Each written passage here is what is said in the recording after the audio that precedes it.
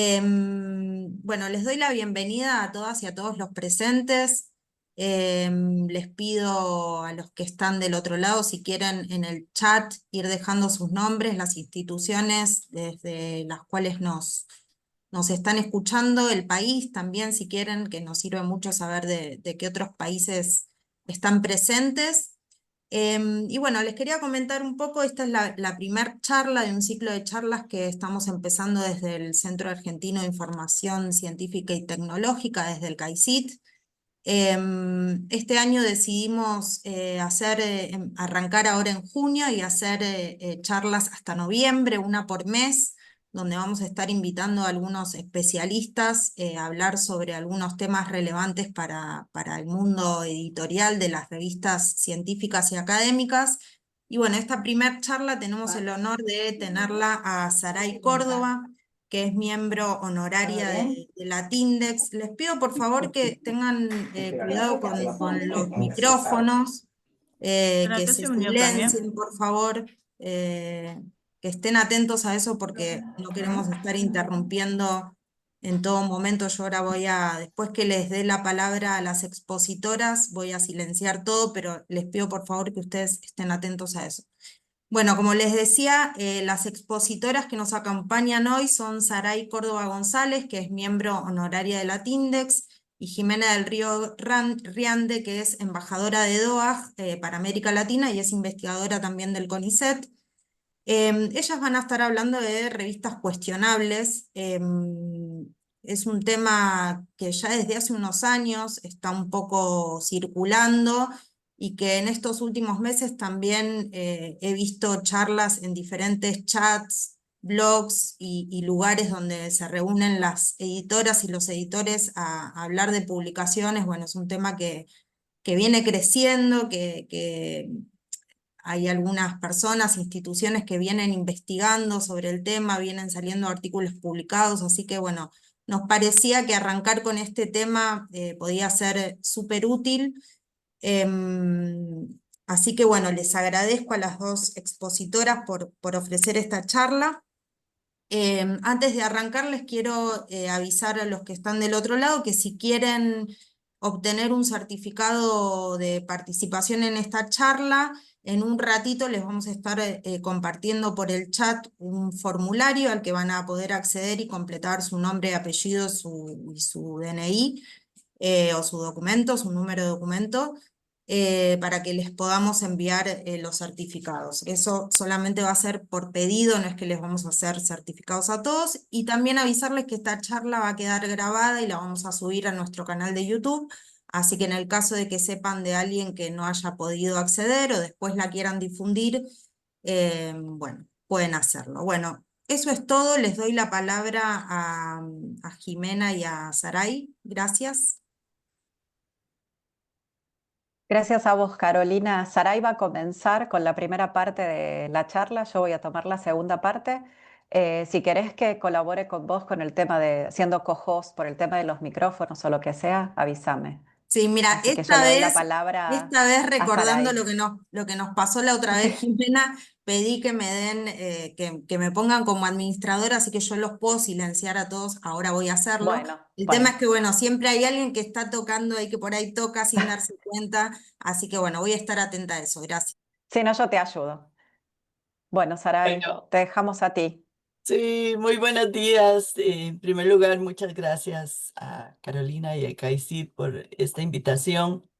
Yo creo que es un tema muy espinoso, muy actual, pero es un tema, es un asunto que cambia día con día, entonces no va a perder vigencia por nada del mundo y lo que hemos venido trabajando tanto desde la Tindex como de DOAG ha sido importante, pero también necesitamos la participación de cada uno y cada una de las personas que están involucradas en la comunicación científica, de manera que podamos juntos y juntas hacer algo al respecto. Yo voy a comentarles lo que hemos hecho. Bueno, primero, cuál es la concepción de revistas cuestionables. Y lo que hemos hecho desde Latindex, y luego Jimena va a hablar sobre el trabajo de DOAG. Así es que estamos disponibles al final para las preguntas o comentarios y de nuevo muchas gracias por estar aquí a todas las personas participantes. Em, Primero vamos a ver qué son revistas cuestionables y cómo se valoran. ¿Lo están viendo bien? ¿Sí? ¿Están viendo mi pantalla? Sí, sí. Sí, Saray, se ve bien. Ok, gracias. En realidad, revistas cuestionables es un término genérico para muchas otras posibilidades, como por ejemplo revistas espurias, revistas depredadoras, que fue quizás el primer nombre que apareció a raíz de la publicación de Jeffrey Beall en la Universidad de Denver, que fue el que puso el grito al cielo cuando empezó a observar desde la biblioteca de la universidad cómo había revistas que estaban manipulando e incluyendo artículos falsos de investigaciones falsas muchas veces. Y entonces publicó en el 2012 su artículo famoso Predatory Journals, de manera que desde ese momento el término se afianzó. Luego está revistas falsas, que también es un término bastante fuerte, pero que es real. Revistas secuestradas, que es otro tipo que vamos a ver ahora. Revistas fraudulentas, revistas clonadas y muchos otros que han ido apareciendo en el camino. Entonces, ante esta diversidad, hubo mucha discusión porque había poco consenso con respecto a los nombres y a los términos y sobre todo definir qué es una revista falsa o depredadora. Entonces, un grupo o varios grupos se reunieron, sobre todo em, grupos que estaban interesados en el tema para poder llegar a un acuerdo sobre una sola definición y también sobre cómo se ven estas revistas en el mundo entero. Uno de esos grupos fue la Inter-Academy Partnership, que desde, con sus siglas IAP, desde un grupo que reunió muy grande a nivel global, pudo publicar un informe que aparece en la bibliografía al final, pero que vino a dar ciertas pautas al respecto. Y luego un otro que se reunió mucho antes y que llegaron a una definición consensuada, que es esta que les proyecto aquí, em, tras muchas horas de discusión y que no es tan nueva, es del 2019, pero que es tan amplia que mantiene vigencia actualmente. Esta definición fue publicada en alguna revista, creo que fue Nature, y que se las traigo aquí porque lo que plantea es que este tipo de revistas están afectando a la academia, se caracterizan por tener información falsa o engañosa, no aplica buenas prácticas, no son transparentes y también aplican un uso agresivo e indiscriminado de solicitudes para publicar. Vamos a ver que ahora hay otras modalidades también. Esta vino a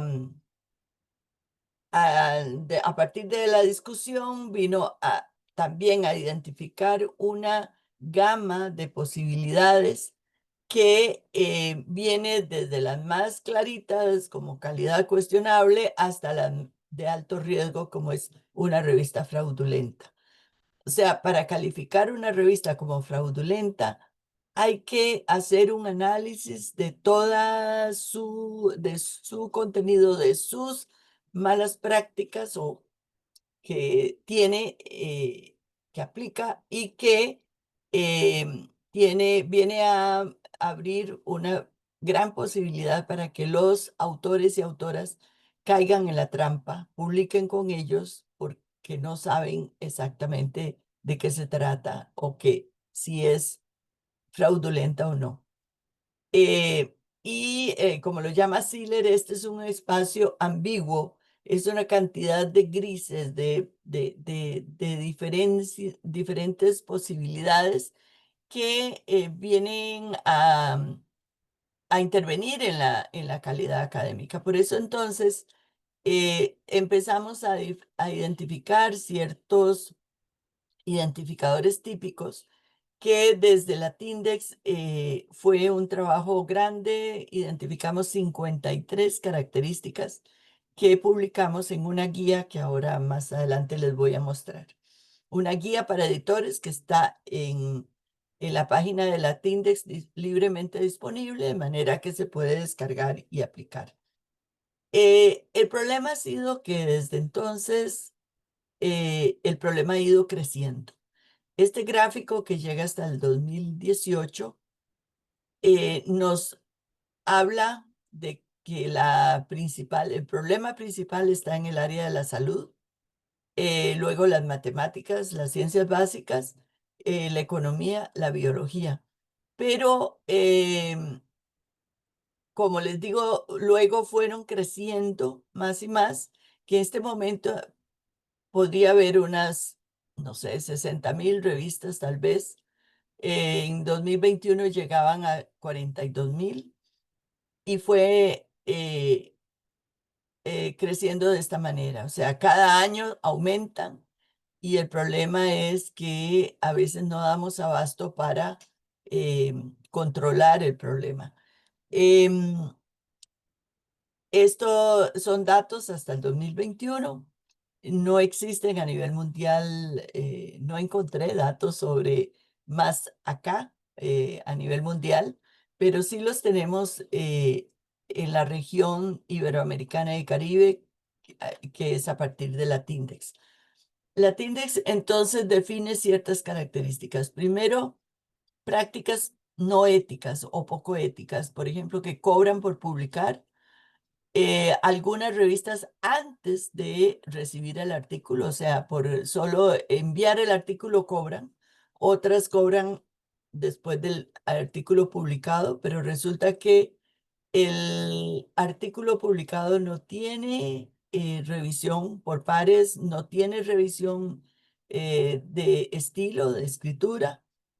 Y también aplican ciertas modalidades, como por ejemplo, el tiempo que tarde la revisión por pares, entre más rápido, más caro cobran. O, por ejemplo, si son diferente cantidad de autores, entonces cobran más por cada autor. O, por ejemplo, si necesita traducción, cobran más, etcétera. Entonces, hay una modalidad impresionante de los APC que ya no es solo cobrar por publicar, sino cobros por diferentes acciones en la que interviene la revista. Ofrecen editar el manuscrito, pero luego aparece con errores, como ya dije. Solicitan el envío de manuscritos por correo electrónico, entonces uno recibe correos constantemente. Bueno, a mí ya no me mandan, pero vieron que era infructuoso, pero a muchas personas les sigue llegando. Ahora vamos a ver un ejemplo. Luego, los consejos editoriales y las personas que llenan estos consejos son muchas veces falsos o poco confiables.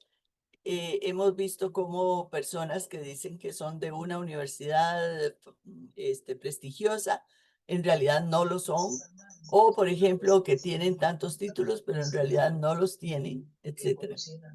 Tienen entre sus miembros a personas investigadoras preeminentes, pero no participan en nada, solamente los ponen como una careta más de la revista espuria.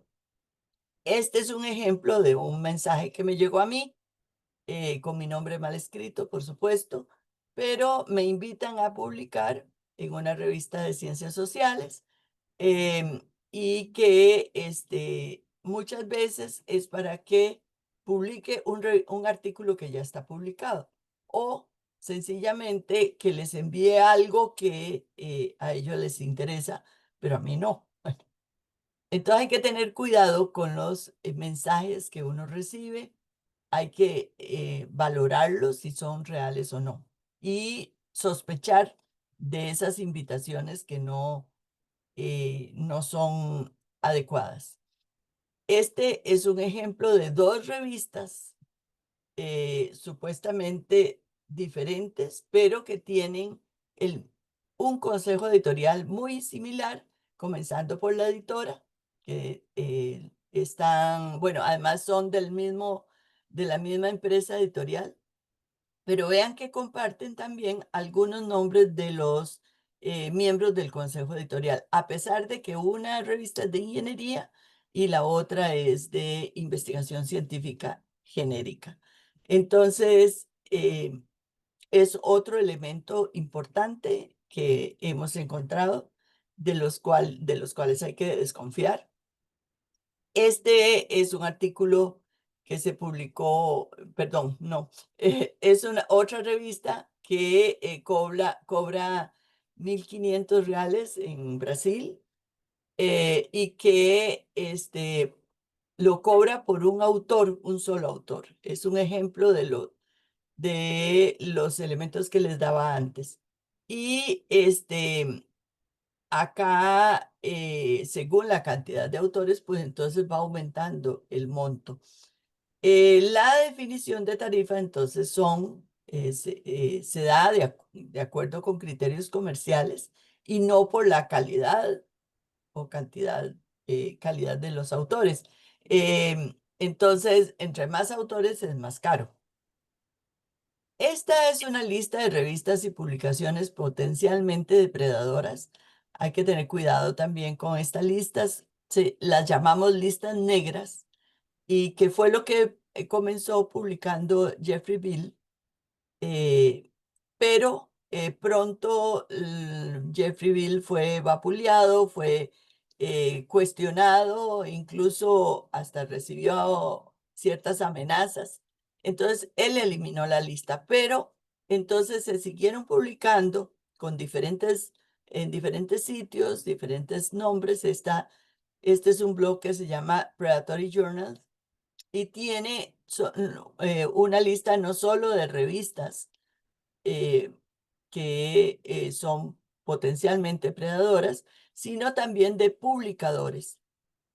Y como vamos a ver más adelante, también hay índices e indicadores falsos. Entonces, esta es una lista que se puede usar. El problema es que contiene muy pocas de la región latinoamericana. Pero si queremos saber si una revista es depredadora o potencialmente depredadora, pues se puede consultar. Esta es otras dos editoriales, tres editoriales que se han cuestionado, incluso se han expulsado de ciertos índices porque se les han encontrado características depredadoras. Estas tienen cambios constantes porque hay que estar actualizados sobre lo que sucede, de manera que es importante consultarlas constantemente. Otras características, por ejemplo, que la página principal, recuerden que estoy hablando de 50 y resto de características. Aquí es solo un resumen de dos grupos que extrajimos por ser los más importantes. En la página principal se utilizan logos y nombres de entidades destacadas solo para fingir legitimidad. El título de la revista original es copiado o muy similar de manera que confunde al autor, como vamos a ver un ejemplo. Se les ha denominado revistas clonadas, o sea, se copia la revista que tiene, que es muy reconocida, que es de calidad, y se hace una revista gemela que no cumple estas características. Por otro lado, muestran falsas indicaciones e indicadores métricos que no existen. Usan tiempos muy cortos para la revisión como una forma de atraer a incautos, personas que quieren avanzar en en su puntaje, en su evaluación. Entonces, entre más rápido se evalúe su artículo y se publique, pues para ellos es una ventaja. Entonces, se basan en esa necesidad. ¿Por qué? Porque los sistemas de evaluación de la ciencia exigen eso. Entonces también hay una intención, una corriente de evaluar a los evaluadores, a los sistemas de evaluación, de manera que eso no ocurra. Y en esto estamos también con ciertos, disculpen,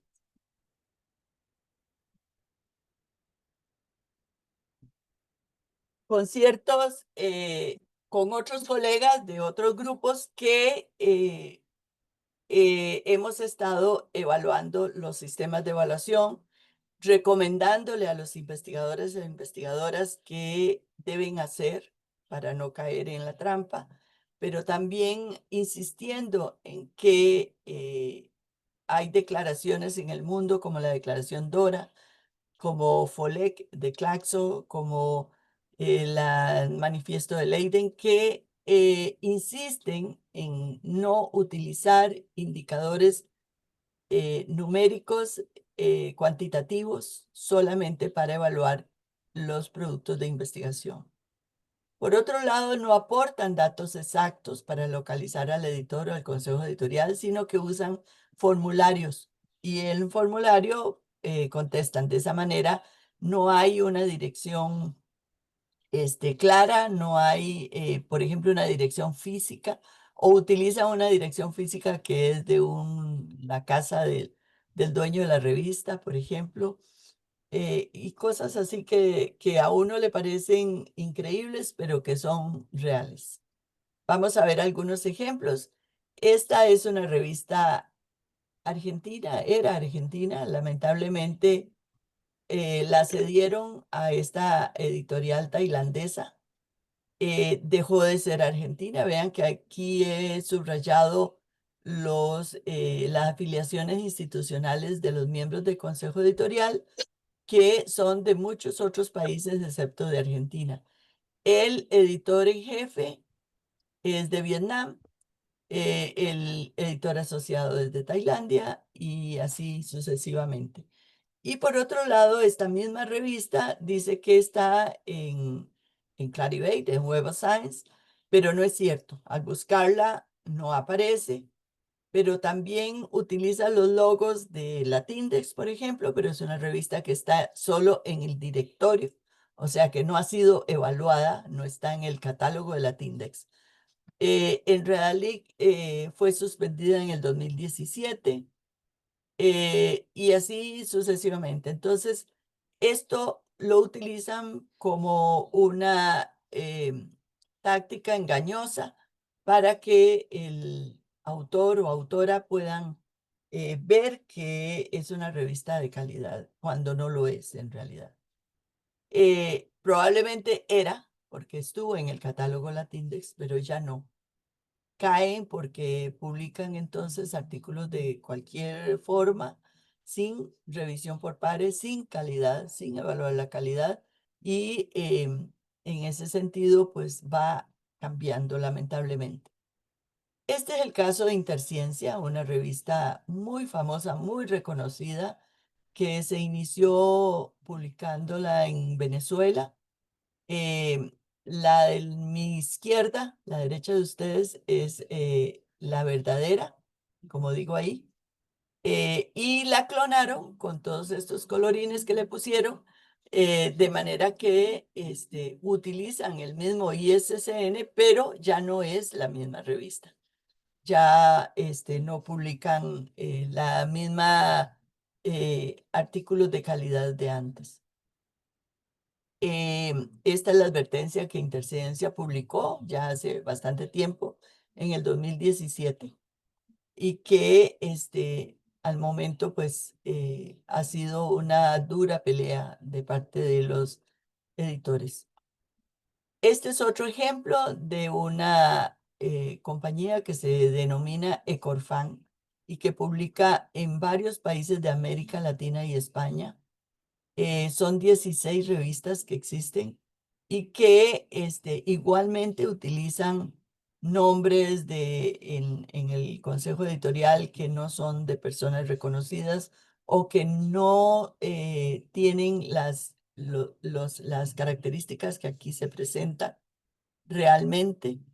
Vean que como índices y resúmenes usan Google Académico o ResearchGate, ahí puede estar cualquier revista, ahí no son revistas evaluadas, de manera que no es una indización y con eso confunden a los autores potenciales. Esta es otra revista venezolana que la compró o adquirió la gestión de la revista, una empresa que se llama Autana Books, que tiene sede en Ecuador, y que al ser cedida a esta empresa, pues entonces su calidad se pone en duda. Eh, y hemos comprobado que bajó totalmente su contenido. Utilizan índices espurios como Site Factor.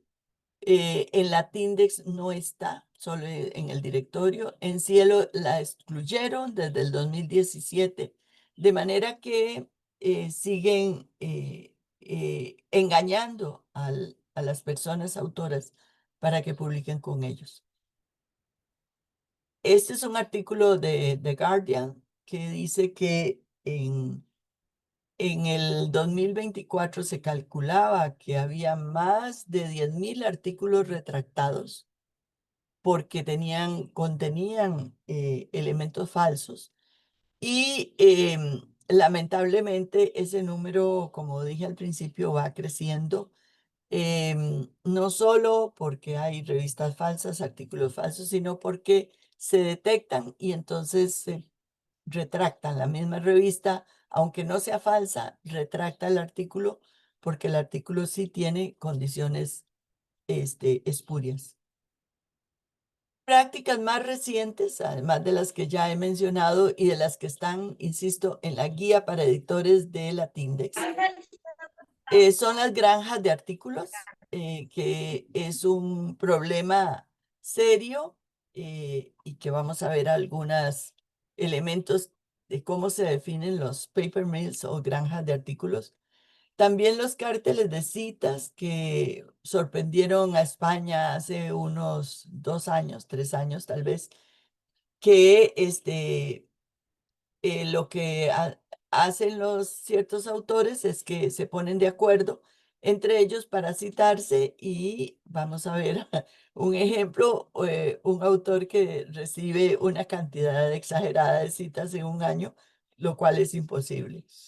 La aplicación de la inteligencia artificial en la elaboración de artículos ha sido otra práctica aún más reciente y por esto se publicó a principios de este año la Declaración de Heredia, que es una guía que publicaron varios editores en Costa Rica de la Universidad Nacional y que está disponible en línea para que, bueno, fue publicado en una de las revistas, pero también está en línea, con solo buscar Declaración de Heredia aparece.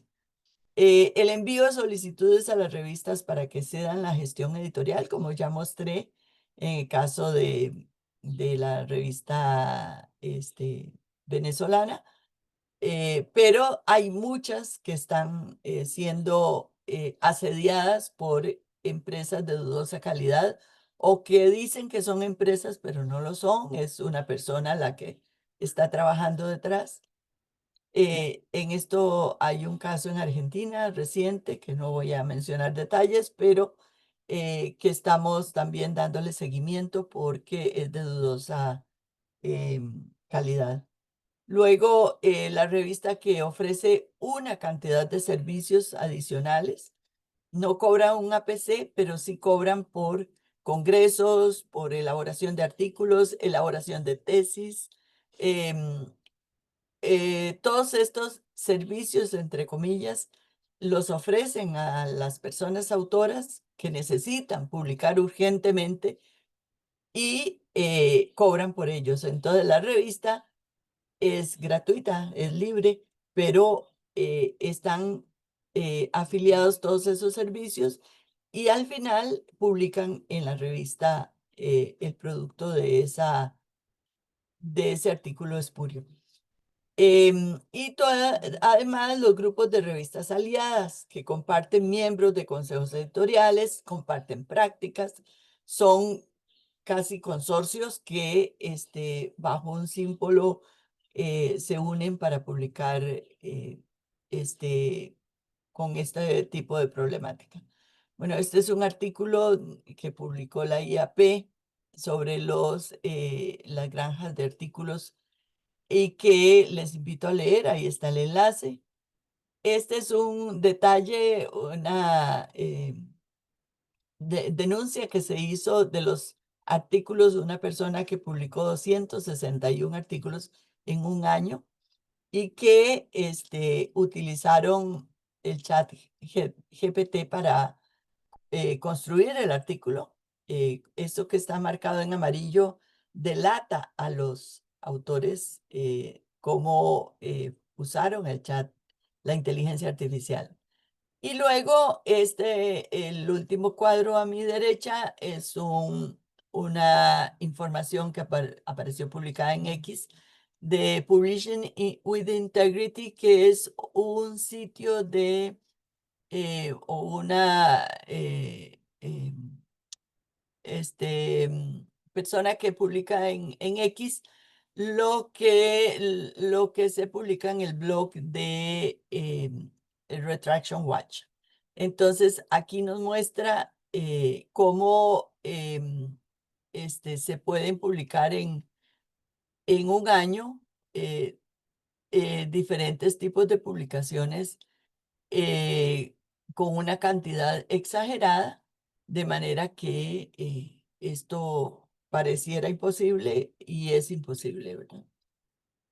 Este es dos videos que les invito a verlos también sobre las granjas de artículos, que en Perú es peruano, son peruanos los dos. Le dicen a científicos Bamba. Y el video muestra cómo engañan a las personas o las atraen, porque con $200 le publican cualquier cosa, y como una persona, ponen el ejemplo, la entrevistan, la llaman por teléfono, la persona no se ve, pero sí hay una conversación telefónica que muestra cómo realizan el fraude. Este es un artículo que salió publicado en una revista de Elsevier y ahí en amarillo abajo aparece el texto que relata que fue hecho con inteligencia artificial. No solo hay revistas depredadoras, como ya dije, también hay índices falsos e indicadores falsos. La lista de Bills, que ahí está el enlace, mantiene esa lista de índices espurios. Utiliza nombres engañosos como Site Factor, Journal Impact Factor, para que la persona que anda buscando una revista pueda caer en la trampa. También hay congresos espurios y las ponencias son publicadas en una revista amiga, entre comillas, como ya expliqué. Estos son índices espurios, vean qué calidad, cantidad y variedad hay. Y estos son indicadores que han ido saliendo, o índices falsos también. Crossref no es un índice falso, pero o WordCat, la revista lo utiliza, Sherpa Romeo tampoco es falso, lo utiliza como un índice y no lo son. Igual que utilizan Latindex, que no es el catálogo, el directorio de Latindex acepta cualquier revista. Posibles causas, bueno, ya dije que el publish or perish, el publicar o morir, es uno de los causantes, los sistemas de evaluación que presionan a las personas para que publiquen constantemente y que esos sistemas de evaluación son en buena parte culpables de todo este desastre que se ha dado en los últimos años. La comercialización de prácticas es otra causa importante porque facilita la compra de la producción científica. Entonces, como explicaba antes, con $200 me publican cualquier cosa. Las prácticas predatorias que se han vuelto más sofisticadas y que están cambiando constantemente, de manera que es una carrera contra el tiempo. ¿Qué soluciones podemos tener? Bueno, las actividades como estas, que son importantísimas para crear conciencia, para ver cómo se comportan estos grupos de personas malintencionadas. El trabajo que hace DOAG y Latindex, si la revista está realmente indizada y es iberoamericana, está en el catálogo de Latindex. Le llamamos listas blancas en contraposición a las listas negras, pero realmente el trabajo que se ejecuta desde estas dos organizaciones es importantísimo. Latindex tiene un comité permanente que está revisando las revistas para que no entren al catálogo y que ahora vamos a ver, más adelante Jimena nos explicará lo que también hace DOAG. Un elemento importantísimo es la rigurosidad en la investigación que se aplique y en esto los institutos y las universidades que realizan investigación tienen la capacidad de valorar cada vez con mayor rigurosidad la calidad de los resultados. Y el proceso de revisión por pares, que es importantísimo. Para mí, la evaluación por pares abiertas es una solución importante, puesto que de esa manera se devela todas las malas prácticas. Bueno, yo llego hasta aquí, le cedo la palabra a Jimena para que ella continúe con esta charla. Muchas gracias y estoy disponible para preguntas. Adelante. Gracias, Saray. Em, Como ya anunciaste, lo que voy a hacer es retomar la segunda parte de la charla. Espero que estén viendo la presentación. Si no se llegara a ver o no ven que se mueven las diapositivas, me avisan. Y lo que voy a comentar un poquito para completar lo que Saray tan sabiamente nos ha comentado, voy a intentar también retomar algunas preguntas que veo también por el chat. Son algunos recursos para combatir la publicación cuestionable. Algo que es todo un desafío, porque como ya habrán visto, a partir de lo que les comentamos, es que este panorama cambia constantemente y se sofistica cada vez más. Por ponerles un ejemplo, hace unas semanas, revisando una publicación que nos parecía ya cuestionable en DOAG, ya la forma de clonar los sitios se está volviendo cada vez más perfecta. Se clona rápidamente con herramientas de inteligencia artificial cualquier sitio. Y como bien también comentaba el otro día una editora de Costa Rica en otro encuentro, a veces las diferencias son tan mínimas que es una letra en el link de la revista. O sea, ya llegan hasta a eso las revistas que hacen clonación indebida. Panorama sofisticado, complejo, con un montón de zonas grises, como nos comentó Saray. Me gustaría dejar algunos recursos. El primero, y que me parece importantísimo, porque además está en nuestra lengua, hay mucha información. Saray se refirió a IAP, que hace un trabajo desde hace muchísimos años sobre publicación predatoria, pero faltaban materiales en español. Creo que la guía de editores que ha hecho Latindex para reconocer, como ellos nombran, revistas espurias, que es creo que es una clasificación muy acertada, más allá del primer nombre, ¿no? Que fue este de revistas depredadoras que, como mencionó Saray, lo acuñó Jeffrey Beall. Esta es una guía importantísima, con un montón de información absolutamente relevante que ustedes se pueden descargar directamente desde el sitio de Latindex, desde los documentos de Latindex. Está disponible también en formato PDF, con lo que también tiene puede circular de distintas formas, y tienen ahí muchísimo material para ir reconociendo, y voy a hacer un poco de hincapié en esta segunda parte, las zonas oscuras de estas revistas espurias o cuestionables, como les decimos en DOAJ, porque también es una cuestión de eh, entrenar nuestro ojo para reconocer dónde hay que ir a mirar, ¿no? En el cuerpo editorial, como decía Saray, muchas veces en el cuerpo editorial de la revista tenemos apellidos con siglas, ni siquiera nombres completos, no tenemos las instituciones de las personas del cuerpo editorial.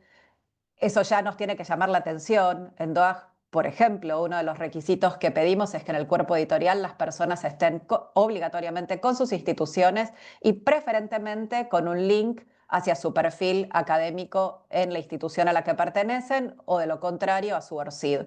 ¿Por qué? Porque esto para las personas autoras y para los lectores y las lectoras es indispensable para saber que están llegando a una revista de calidad que trata sus artículos también con la transparencia debida, ¿no? Entonces, creemos que desde ese lugar es muy importante que se transparente quiénes son las personas encargadas de llevar adelante el flujo editorial en la revista y las políticas editoriales transparentes en la revista. Evidentemente hay que prestar muchísima atención, como dijo también Saray, a la cuestión de la indización. En la guía de Latindex también van a encontrar ahí bastante información sobre estas cuestiones. Alguien en el chat preguntaba cómo me doy cuenta si un índice es espurio o no. Yo creo que es muy sencillo si uno entra a los sitios de estos índices que han aparecido y que la verdad creo que se han propagado principalmente por América Latina. No sé si es porque alguien un día los puso en su sitio y se empezó a copiar o qué, pero son siempre los mismos: SiteFactor, OAGI, DRJI. Bueno, yo los invito a que entren a cada uno de esos índices y que se fijen en el sitio. Primero, ¿qué tal funciona el sitio? ¿Cuándo fue actualizado? Los emails de referencia. No sé, yo nunca dejaría mi revista donde el email de referencia es un Gmail. Hay que prestar atención a esos detalles que hacen a la institucionalidad de los lugares donde vamos a depositar nuestra revista. Yo entiendo que hoy en día todo se puede clonar y que no es necesario en muchos, como ya mencionaba, en estos sitios, Saray, que ni siquiera son indizadores, como ResearchGate, que hacen su trabajo por las suyas y cosechan artículos por las suyas. Pero queden nosotros, editores y editoras, poner o no esos recursos en el sitio de nuestra revista y poder identificar qué sitios solamente cosechan artículos y qué sitios son indizadores, y cuáles de estos indizadores en realidad no tienen a nadie detrás y ni siquiera tienen un índice de impacto, porque como todos sabemos, el índice de impacto es una marca registrada de un oligopolio comercial de revistas. Entonces, me parece que ahí es donde tenemos que pensar que más no es más calidad, a veces menos, pero menos en el sentido de indizadores transparentes y de calidad es mucho mejor para nuestra revista, y básicamente son los que los evaluadores luego van a tener en cuenta a la hora de evaluar nuestras revistas o los artículos que allí se publican. Saray mencionó el trabajo de Latindex, yo lo quiero reforzar y podemos después conversar un poco más durante la sesión de debate sobre esto, pero ya habrán visto cómo, y lo digo porque estamos, a pesar de que estamos aquí de casi toda América Latina y estamos muy bien representados con casi 150 personas en la sesión, eh, es importante decir, ¿no? El problema que está, por ejemplo, surgiendo en nuestro país con esta cuestión de las revistas, llámense espurias, depredadoras, cuestionables. Pero cómo ha crecido, ¿no? Y cómo ha trabajado Latindex constantemente para ir retirando estas revistas con ese tipo de prácticas de su catálogo, algo que en DOAJ también hacemos y que voy a comentar en lo siguiente. Pero sí, también hacer hincapié, y esto lo he hablado con muchos editores que se aproximan también por cuestiones de DOAG, al uso autorizado de los logos. Pongo aquí el ejemplo de la Tindex. Hago hincapié también en los logos de DOAG. No sumen logos que no son los que las instituciones o las organizaciones hemos desarrollado. La Tindex tiene sus propios logos para identificar directorio y luego las revistas evaluadas en catálogo. DOAG tiene un solo y único logo y ese es el logo oficial. Y también estamos retirando revistas que o vulneran nuestros logos, inventan logos o modifican nuestros logos o usan nuestros logos para apuntar a otros recursos. Entonces, esto también es parte de cómo nosotros podemos combatir la publicación cuestionable y las revistas, o depredadora, como ustedes lo quieran llamar, también desde nuestro lugar, trabajando, digamos, homogéneamente y dando a las personas autoras y lectoras una información clara, estructurada y homogénea, donde no haya dobles lecturas o empiecen a circular una gran cantidad de información que lo único que hace es marear a las personas que llegan hasta nuestras revistas. Otro recurso importante me parece que también es el que se está haciendo desde muchísimas universidades en distintos portales, que es dar cuenta de cuáles, por ejemplo, son las editoriales o las revistas que, por ejemplo, se reconocen, ¿no?, como calificadas a la hora de hacer evaluación o, en algunos casos, y para mí mucho mejor, dar información, una información clara desde nuestros sitios. Por ejemplo, un sitio como el CAICID también puede colaborar desde Argentina con esto, de información para las personas editoras y también autoras que lleguen hasta ahí puedan tener una guía breve o retomar la guía de la Tindex en español para poder informarse brevemente qué es lo que sucede, qué es lo que está sucediendo con este tipo de prácticas que lamentablemente cada vez se expanden más en nuestra región. Y esto sí es algo sobre lo cual tenemos que empezar a trabajar. De hecho, como mencionaba Saray, no porque la inteligencia artificial sea mala, sino que eso no, es el mal uso de una tecnología, no de la tecnología en sí misma, pero evidentemente todo este tipo de tecnologías computacionales que trabajan a gran velocidad y escala hacen que este tipo de problemas empiecen a dispararse exponencialmente. Entonces, en los últimos tiempos ha llegado a nuestra región y se ha esparcido, ¿no?, como la pólvora, justamente por esta cuestión de estas tecnologías aplicadas, mal aplicadas, diría yo, al ámbito de la publicación científica. Otro recurso, como ya lo dijo Saray, pero insisto, utilizar listas blancas de revistas. A la hora de publicar, evidentemente una de las cosas que sucede es que cualquier lista se queda desactualizada, porque esto va mucho más rápido, ¿no?, que lo que un humano puede hacer para, de alguna forma, sanear cualquier lista, una lista negra, una lista blanca. Pero aquí, al menos en el trabajo de DOAG y de la Tindex, podemos encontrar personas en estas organizaciones que están actualizando constantemente la calidad de las revistas. Yo ahora me voy a centrar un poco en el trabajo de DOAG porque eso es lo que hacemos en el directorio. No solamente nos dedicamos a pensarnos como un índice diverso de revistas en acceso abierto con revisión por pares. Ya Saray también mencionó la revisión por pares, creo que es el lugar de partida para cualquier revista con calidad. Nos tendríamos que preguntar qué lugar las instituciones evaluadoras o de investigación le van a dar a los revisores de ahora en adelante para colaborar con, con trabajar juntos en este panorama tan cambiante y tan complejo. Creo que ese es un lugar desde donde habría que empezar a hacer más incidencia. Pero DOAG digamos, se planta desde ese lugar, el lugar del acceso abierto y el lugar de la revisión por pares, sea cual tipo de revisión por pares sea, ciega, doble ciega, abierta, eso lo elegirá la revista. Como todos ustedes saben, nosotros indizamos revistas independientemente de su disciplina, de su geografía o del idioma. Pero una de las cuestiones que se relacionan con la charla de hoy es que desde hace mucho tiempo DOAJ empezó a trabajar en esta cuestión de lo que nosotros llamamos revistas cuestionables. Ya hacia 2013 empezamos a detectar que en nuestro índice había muchísimas revistas que comenzaban a cambiar sus prácticas editoriales. Entonces, ¿qué era lo que sucedía? Comenzaban con un perfil determinado, pero ese perfil se modificaba al tiempo y empezaban a surgir lo que nosotros considerábamos que eran prácticas cuestionables, ¿no? No revisión por pares, publicación de trabajos con errores, miembros de comité inexistentes, etc. Nos dimos cuenta que este era un problema que empezaba a crecer, principalmente en ese momento, estoy hablando del año 2013, Estados Unidos, Brasil y la India.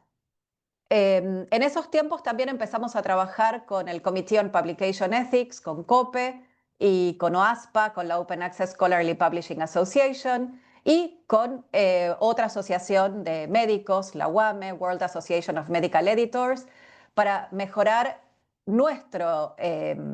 la aplicación a DOAJ juntamente con ellos, con las buenas prácticas y las prácticas sobre transparencia y ética que estas organizaciones ya estaban trabajando. Entonces, de alguna forma, nosotros trabajamos con estas organizaciones, pero incorporamos todos sus desarrollos y principios sobre transparencia y buenas prácticas en nuestra aplicación. Eso hizo que revisáramos para ese año una gran cantidad de aplicaciones y la mayoría fueran en algún punto invitadas a reaplicar al directorio y si no seguían, en la línea de las buenas prácticas editoriales de transparencia que ya habíamos desarrollado con estas organizaciones, fueron lamentablemente dadas de baja del directorio. Solo por volver atrás y comentar un poco cómo era el panorama hacia 2016, y fíjense ustedes, ahora estamos hablando ya de América Latina, ¿no? Para 2016, cuando otro de nuestros managing editors, Zheng Shen, hizo un trabajo sobre revistas con prácticas cuestionables, una de las cosas que veíamos era que el país donde surgían estas revistas, en su gran mayoría, era Asia, con una gran incidencia en India. Luego estaba América del Norte, pero después teníamos un montón de editoriales que eran imposibles de determinar. Y revistas. No teníamos cómo determinar de dónde venían esas revistas. Gran problema. Pero, ¿qué pasaba? Cuando veíamos los autores que publicaban en esas revistas, lo que veíamos era que quienes se lastimaban más de toda la publicación cuestionable, depredatoria, etcétera, es lo que hoy podemos llamar como el sur global, ¿no? Asia era quien salía perdiendo, África, y después seguían otras regiones, principalmente del sur global, con una mínima incidencia América del Norte y de Europa. Entonces, esto claramente es un gran problema porque DOAJ considera que la publicación científica debe ser a escala global y nosotros somos un índice diverso y con representación global. Así que les muestro un poco esto para que veamos dónde estábamos hace casi 10 años y dónde estamos ahora y el problema que en este momento, ¿no?, está de alguna forma acechando a nuestra región. Sobre la terminología no voy a entrar en mucho detalle también para ir cerrando ya un poquito la exposición. Solo decir que nosotros preferimos utilizar el término revistas cuestionables. Creemos, y de lo que llega a DOAJ, que hay muchas revistas que no son cuestionables, son revistas de baja calidad. Nosotros hacemos un gran esfuerzo por acompañar a las revistas que todavía tienen que mejorar su calidad para que vuelvan a aplicar a DOAJ. Saben ustedes que cuando tienen un rechazo en DOAJ hay que esperar unos 6 meses para poder volver a aplicar, pero que en el medio se puede contactar tanto al team de embajadores y embajadoras con preguntas.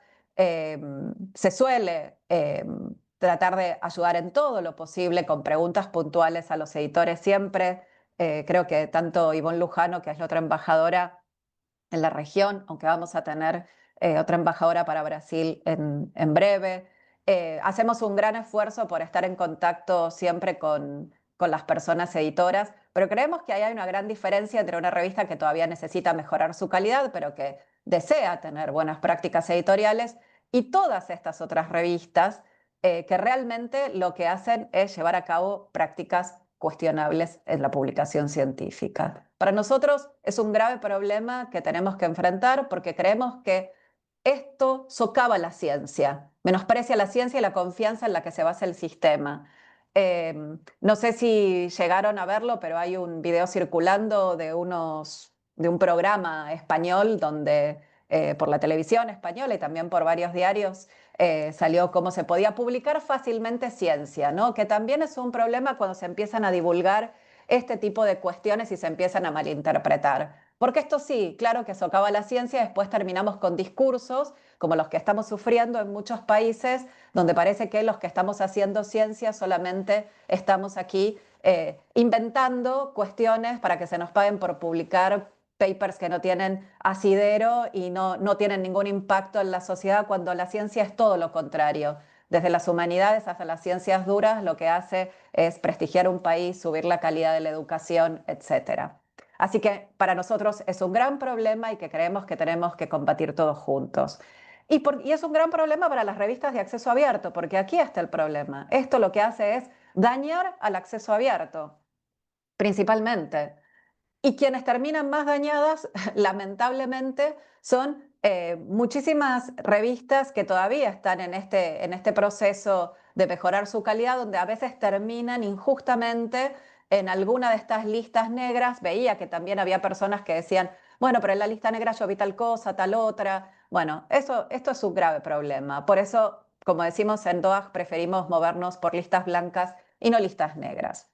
Y creemos, como decía hace unos minutos, que ataca a todas las personas que quieren publicar ciencia en revistas científicas, pero más injustamente a los autores de países en desarrollo, que lamentablemente somos los que más recibimos todas estas invitaciones que ustedes también estaban pegando en el chat, y donde muchas veces también falta mucha capacitación sobre estos temas.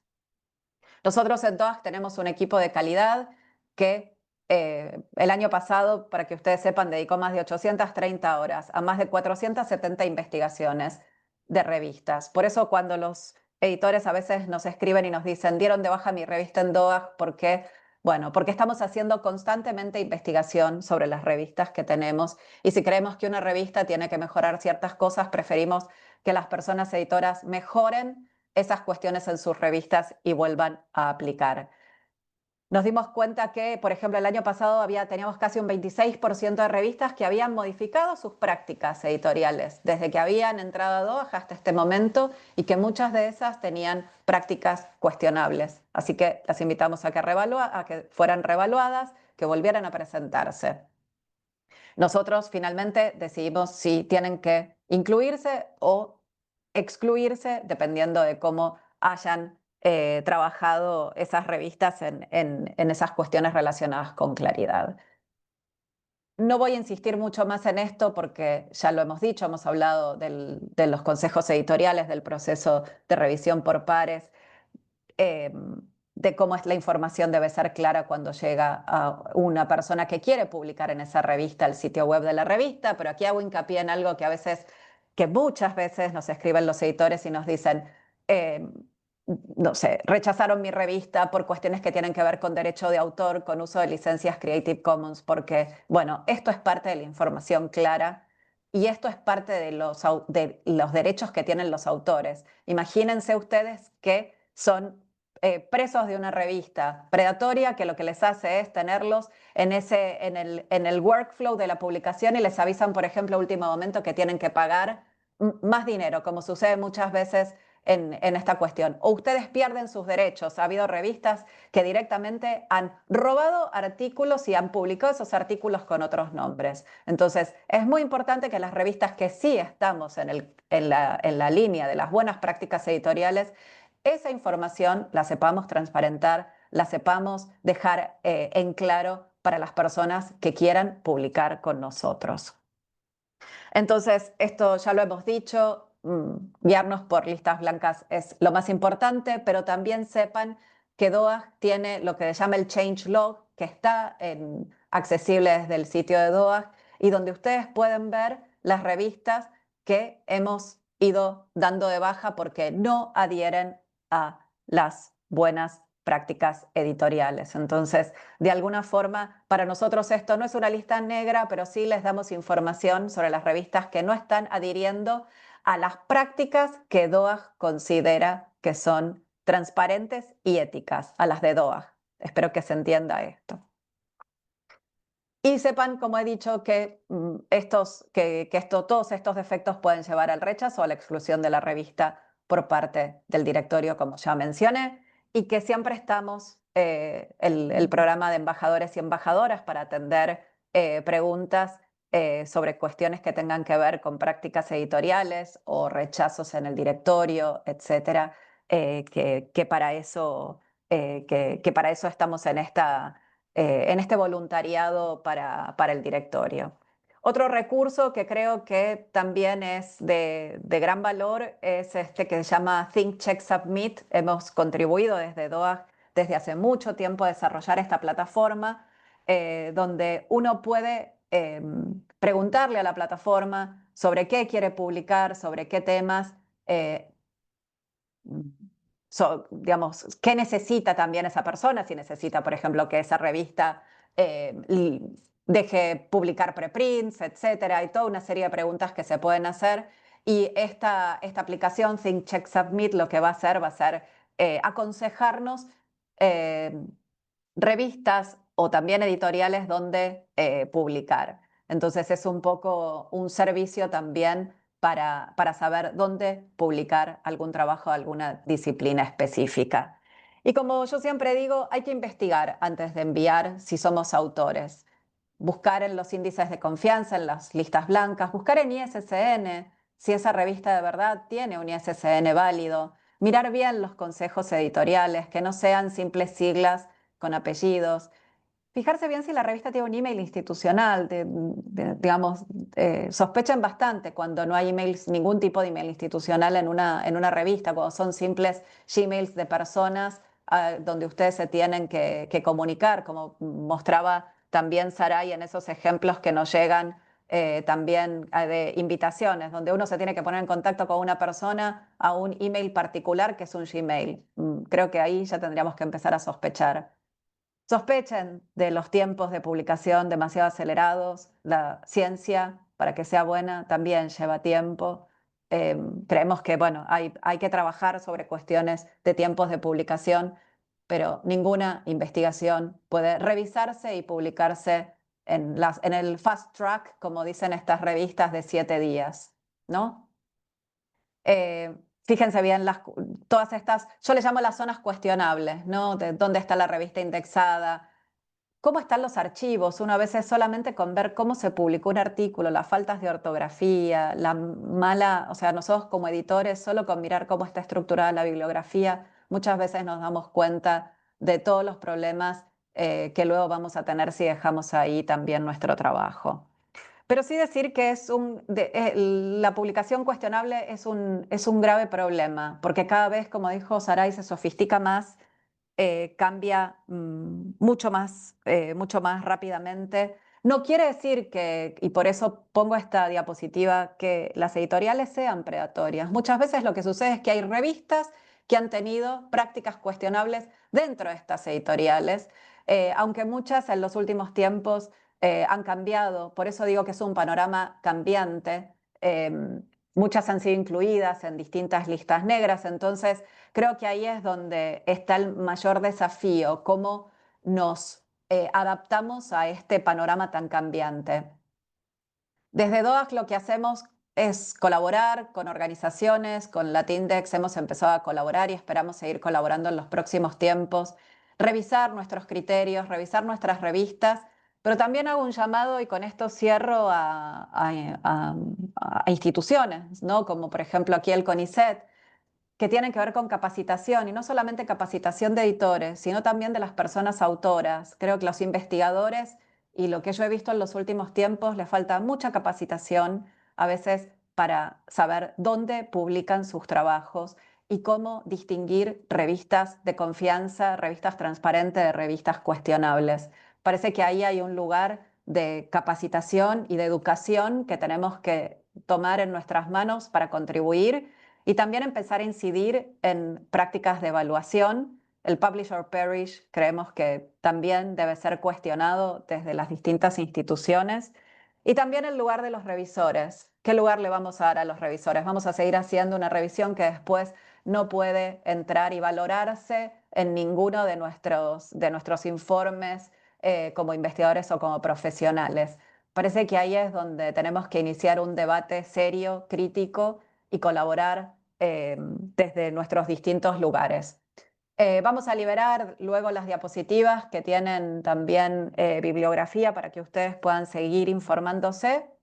Y tanto Saray como yo estamos a disposición ahora para contestar las preguntas que hayan quedado. Yo intenté recuperar bastantes de las que había en el chat, pero si no es así, ahora seguimos conversando y si no podemos hacerlo también a través de nuestros emails, voy a dejarlo ahora en el chat.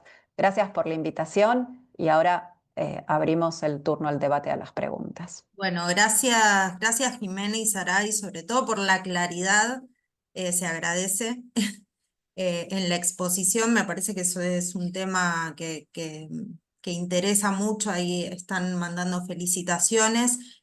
Primero que nada, doy avisos parroquiales, compartí el link para los que quieran pedir certificados, los pueden tener en el chat. Otra cosa importante antes que se vayan es que la próxima charla, justo por un comentario que vi también y por lo que estuvieron hablando las expositoras, que obviamente este tema se choca en algún lugar con el tema de la IA y todo lo que está pasando con la inteligencia artificial, les cuento que la charla de julio va a ser sobre ese tema. Justamente vamos a invitar a las personas que estuvieron en la redacción de la declaración de Heredia a que nos hablen de inteligencia artificial específicamente para revistas y que nos den algunos consejos sobre cómo las revistas pueden incluir en sus políticas todo este tema, así que luego todavía no tenemos la fecha, pero bueno, les voy adelantando que es sobre ese tema que me parece que también les va a interesar, lo vamos a difundir por las redes y por el sitio del CAICIT. Dicho esto, tengo las preguntas acá anotadas todas, algunas las fueron respondiendo por el chat ustedes mismas o retomaron en la conversación, así que voy a ser breve, pero Mauro, que tiene la mano levantada, si quiere, mientras yo voy abriendo las preguntas, desmutearse y preguntar directamente. ¿Qué tal? Gracias, Carolina. Sí, ahí dejé mis consultas, eran dos, creo, o tres. Soy investigador. La consulta que les hacía es, ya que nombraron en MDPI al último, a MDPI, mi experiencia fue como, bueno, como autor y como editor de capítulos especiales. La consulta es porque dice uno, bueno, ok, figura en la lista negra, diría que dos revistas en concreto de nuestra área. Pero uno la busca en Simago, que es la, creo, no sé, corríjanme, donde uno primero como científico busca ver si es decente la revista, ¿no? En Scopus está muy bien catalogada. En el entrecasa, mi experiencia como editor fue de que sí, que hacen cosas que no van. Te dicen tanta cantidad van a tener gratis y después llegado un momento no podés y haces promesas que no podés cumplir. Pero a lo que voy que en buscadores, o sea, en catálogos reconocidos como Simago o Scopus están dentro de las primeras. Entonces es como que el desafío es aún mayor y no sé qué me pueden recomendar en ese sentido. Internacionalmente están bien catalogadas, en el entrecasa no están muy bien vistas, a eso es lo que voy. Y me ha pasado de que publicar ahí he tenido 7 revisores. Yo no sé si era porque estaba peleando el carácter gratis del paper, que es lo más probable, pero tuve 7 revisores, una cosa de loco. No sé qué pueden decirme de eso. Ujú. Bueno, si querés empiezo yo y luego le dejo a Saray, que tengo el micrófono justo encendido. Em, yo lo que te diría, bueno, creo que lo dije un poco, ¿no? Es muy difícil de adelantarse a las cuestiones que suceden. Hay revistas que a nosotros nos ha sucedido en todas, que empiezan muy bien y que cambian sus prácticas en algún momento. Em, no puedo hablar por organizaciones que no son la mía, no puedo hablar por Simago porque no podría. Tendríamos que invitar a alguien para que diera cuenta de lo que sucede en esos otros índices. No voy a hablar por ellos, pero sí te invitaría también a que vieras, a que trabajaras también mirando revistas que consideres que son, como vos decías, donde hay que publicar en directorios como el DOAG, más allá de estos otros donde estás consultando. Creo que no hay una sola y única solución. Lo que decís vos es algo que sucede. Hay muchas revistas que, por ejemplo, colegas en España siguen considerando de varias de las editoriales que vos mencionaste, u otras similares.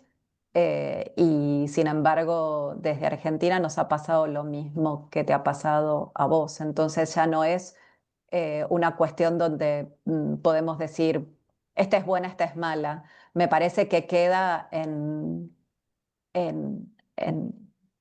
los editores, en las personas editoras y en tratar de colaborar desde ese lugar, como haces vos, con tu... em, creo, ¿no? Con lo que nos estás contando, eh, para que otras personas también sepan los problemas por los cuales has pasado. Eh, creo que mucho más que eso no se puede hacer. Ya te digo que hay una línea delgada también, creo yo, entre en estas cuestiones, porque eso no quiere decir que todas estas editoriales comerciales las estemos considerando como predatorias, pero que tengan pésimas prácticas de publicación, claro que es un problema, ¿no? No sé si querés añadir algo más, Saray. Sí, yo les di algunas pistas también de usar sitios en X, por ejemplo, que hay un diálogo constante en, en los dos sitios que les mencioné en mis diapositivas sobre el problema. Ellos, cuando hay alguna revista que tenga prácticas sospechosas, Claro. la publican. Entonces, es cuestión de estar atentos y revisando constantemente. La página del Observatorio de Retractaciones, también ahí hay artículos valiosos sobre revistas que aparecen con malas prácticas. Y como esto es un asunto que les decía, se cambia constantemente, pues no hay más que estar atento, preguntar, consultar para que no caigamos en la trampa. El MDPI ha sido muy cuestionado, igual que Frontiers, y hay varias revistas que han sido excluidas, no solo de DOAC, sino también de otros índices. Entonces, esto, cuando se excluyen, se anuncian y es cuestión de estar atento a esos anuncios. Bueno, voy a leer dos, tres preguntas juntas y elijan ustedes qué quieren responder. Bueno, Dardo Scott pregunta, ¿cuál es la definición de una revista secuestrada? ¿Es solo una cuestión de la empresa que la posee? ¿Y en qué se distingue una publicación espuria de una fraudulenta o falsa? Después María Soledad Herrera pregunta, me interesaría saber el argumento por el cual se considera Side Factor como un índice espurio para poder compartirlo con los editores de nuestra universidad. Y Mariano Corujo pregunta, ¿puede considerarse práctica cuestionable publicar revistas que para sacar un número juntan artículos de disciplinas inconexas? Veo revistas que en un mismo número tienen artículos sobre turismo, física, educación, etc. ¿Puedo comenzar? Bueno, vale, empieza vos si querés, Saray, dale. Yo quiero comenzar por esta última pregunta de don Mariano, porque no podemos basarnos en recetas, lamentablemente. Como digo, ellos están también atentos a sus malas prácticas y van cambiando constantemente. Pero una de las características que está incluida en la guía Latindex y que yo les invito a descargarla y a tenerla presente también, es precisamente esa, las revistas que publican de todo. Y cuando nosotros analizamos una revista porque ha sido denunciada, nos ha llegado la información, ya sea por uno de los socios de la Tindex o por algún usuario. Entonces, esa es una de las características que más revisamos y que más nos hacen sospechar de malas prácticas. Que se publique de todo una revista, sí, hay multidisciplinarias, pero generalmente son especializadas porque tienen que tener un consejo editorial de especialistas. Y si vamos a tener un consejo editorial en el que quepa todo el mundo, pues sería enorme y si fuera cierto, o tendría que em, utilizar mucho tiempo, mucho esfuerzo para evaluar artículos de tantas disciplinas diferentes. Tal vez Jimena se refiera a la otra y yo me refiero a la primera o segunda pregunta. Sí, solo añadir con cuestión a las multidisciplinarias, que en DOAG revisamos muy concienzudamente los consejos editoriales de esas revistas, ¿no? Si queremos tener una multidisciplinaria, el consejo tiene que dar cuenta de que conoce cada una o tiene personas especialistas en cada una de esas disciplinas. Em, Creo que es algo a lo que hay que atender, porque como decía Saray, la mayor parte de todas estas revistas publican, como decía aquí el colega, ¿no? Desde turismo hasta medicina. Em, Eso no quiere decir que las multidisciplinarias sean malas, sino que hay revistas muy buenas multidisciplinarias, pero que tienen que tener un consejo muy robusto para poder luego, ¿no? tener un workflow riguroso y transparente a la hora de evaluar y tener evaluadores para todas esas disciplinas en la revista. Sobre los indizadores, yo creo que en algún punto ya lo contesté.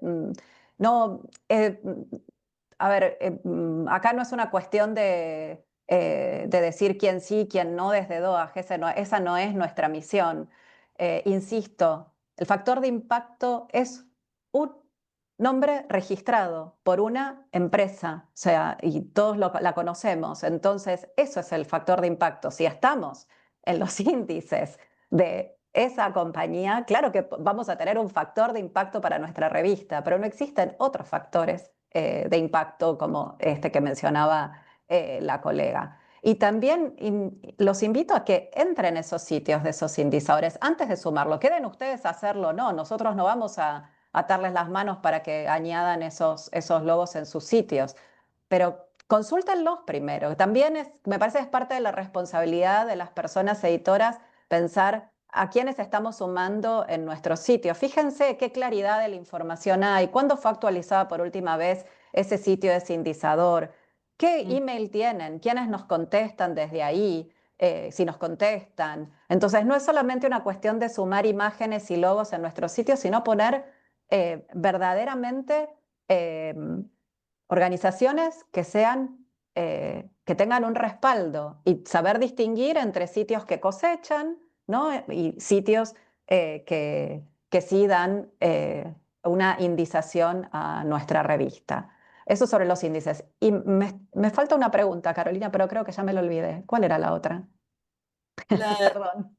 sí, la diferencia entre una revista espuria y fraudulenta. Y la otra Bueno, era y yo como creo una que, diferenciación vale. de los términos.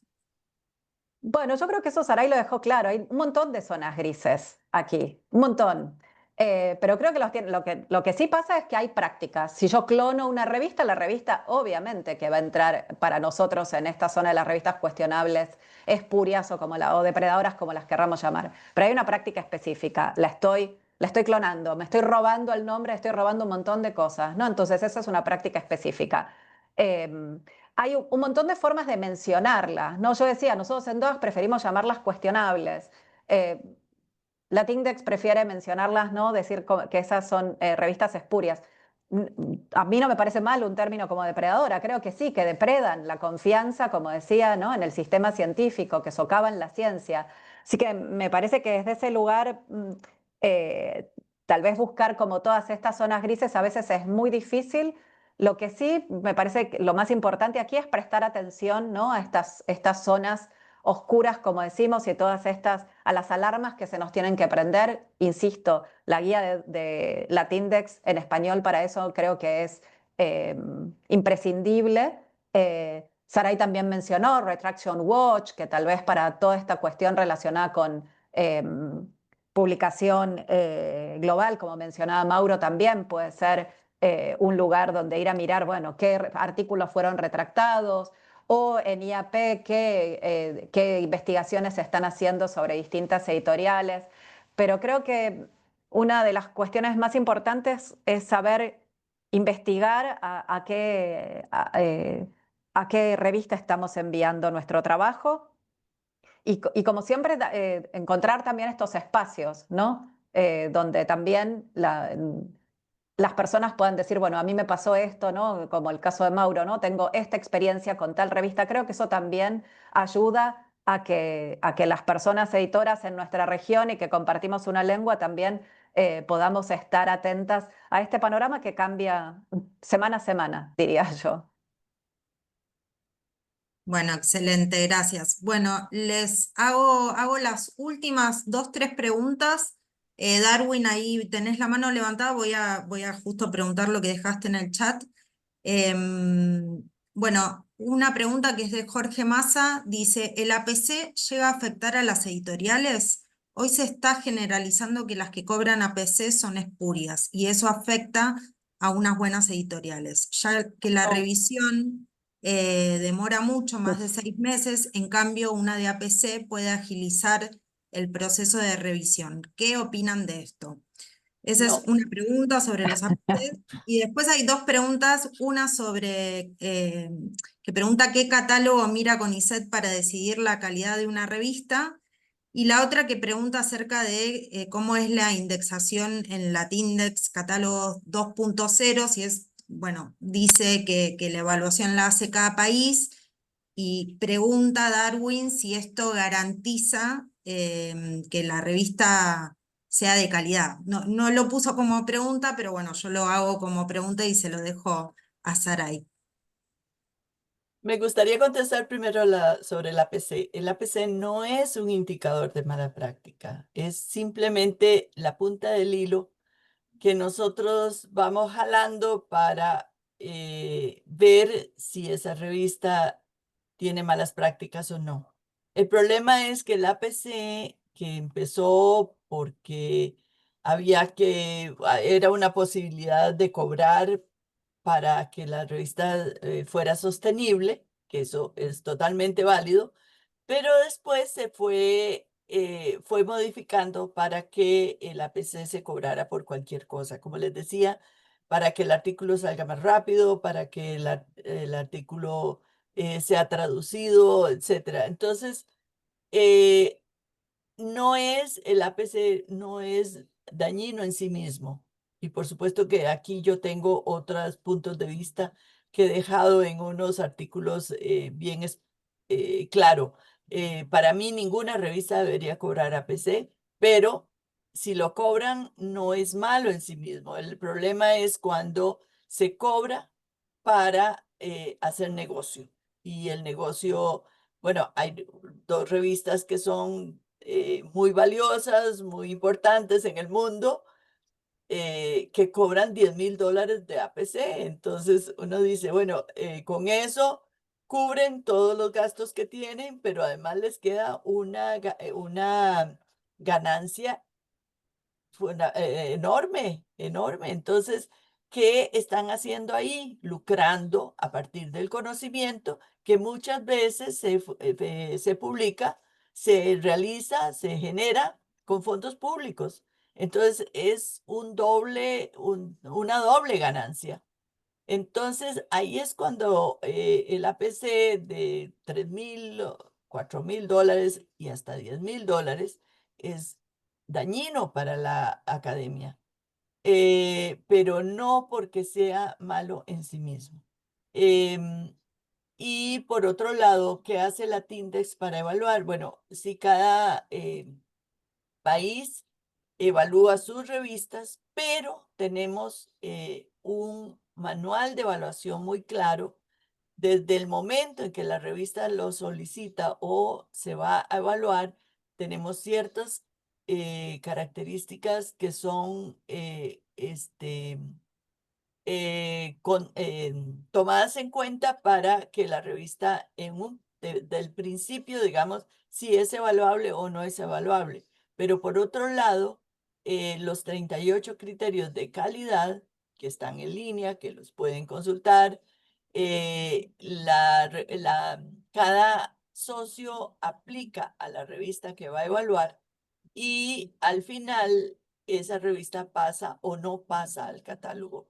Yo estoy en 2 comisiones en la Tindex, la de revistas espurias, que le llamamos así, y la de catálogo 2.0. En ambas comisiones estamos constantemente revisando, no solo cuando nos denuncian, sino también cuando hay sospecha de alguna revista que fue incluida en el catálogo y que no cumple los requisitos para estar ahí.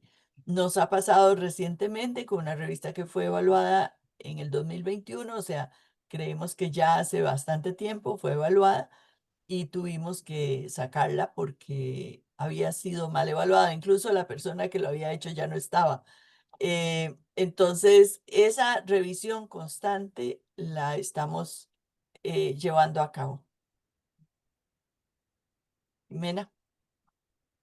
Sí, no quiero ocupar como mucho más de la charla. Diría que desde DOAG no, obviamente para nosotros cobrar o no cobrar APC es una decisión de las revistas. En muchas disciplinas es algo que se viene haciendo y en muchas latitudes desde hace mucho tiempo. En otras disciplinas sería casi imposible establecer el cobro de una APC. Luego están obviamente nuestras opiniones personales sobre lo que creemos, ¿no? Como decía Saray, acerca del dinero público que se invierte y se pierde eh, cuando en este tipo de prácticas. Pero que una revista cobre no quiere que decir instantáneamente que sea una revista predatoria. Eso no tiene absolutamente nada que ver. Creo que aquí el problema es o sea, las prácticas que tiene esta revista y lo que hacen con nuestros trabajos, ¿no? O sea, cobrar no es una cuestión que se relacione directamente con una práctica espuria o predatoria, para nada. Me parece que lo que tenemos que mirar es todo lo que le sigue, ¿no? No la punta del hilo, como decía Saray, sino todas estas cuestiones a las que estuvimos haciendo mención. Bueno, Perdón, gracias. tal vez, Gracias. Carolina, disculpa, es que hay Sí, una pregunta ahí de respuesta rápida. sí. ¿Cuánto es el tiempo normal que se tarda en una revisión por pares? Se ha calculado los 3 meses como un tiempo normal. Por supuesto que hay revistas que lo hacen, resuelven antes, pero En un ese es mes, el sí. tiempo normal o puede extenderse. Sí. Bueno, excelente. Bueno, gracias a ambas por la amabilidad de responder todas las preguntas. La verdad que espero que no haya quedado ninguna. Traté de recopilar todas las que fueron apareciendo y otras creo que fueron respondidas. Así que bueno, esto también muestra bastante la cantidad de preguntas y la cantidad de gente que se quedó hasta el final. Lo importante de estas charlas, como vos decías, Después de las Jimena, 11 de creo que la es mañana. importante y creo que hoy hubo un público presente bastante heterogéneo, que hay bibliotecarias, bibliotecarios, vi editoras, editores y también vi investigadoras, investigadores, porque tratamos también de difundirla en CONICET, por lo menos, que es nuestro ámbito, a investigadores, investigadoras, y esa es la idea de las próximas charlas también, a abrir un poco a ese mundo. Sabemos que muchos editoras y editores son investigadores también, pero creo que hay que ampliar el panorama de a quién están destinadas estas charlas. Así que bueno, en eso estamos. Gracias por el consejo y bueno, muchas gracias por estar dispuestas a empezar este ciclo de charlas, que bueno, es el primero de una serie que vamos a ir difundiendo. Gracias a los que estuvieron del otro lado prestando atención y que aportaron con sus preguntas y sus comentarios. Y bueno, los dejamos continuar con la jornada y nos vemos la próxima. Muchísimas Gracias, Carolina. Gracias, Carolina. Gracias a todos y a todas. Hasta pronto. Muchas gracias.